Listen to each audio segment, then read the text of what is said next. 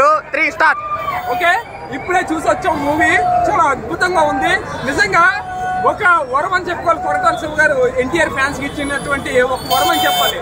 అలాగే ఇక్కడ అనిరుద్ధ్ గారు చూస్తే ఫెంటాస్టిక్, అసలు మైండ్ బ్లోయింగ్. అంతే ఒక విధంగా మనకి వీడియో ఏదైతే ఉందో ఒక పరంగా మనం చూసుకున్నట్లయితే స్టోరీ కావచ్చు, స్క్రిప్ట్ రైటింగ్ కావచ్చు, అట్ ద సేమ్ టైం ట్విస్ట్లు, చాలా ట్విస్ట్లు ఉన్నాయి సినిమాలో.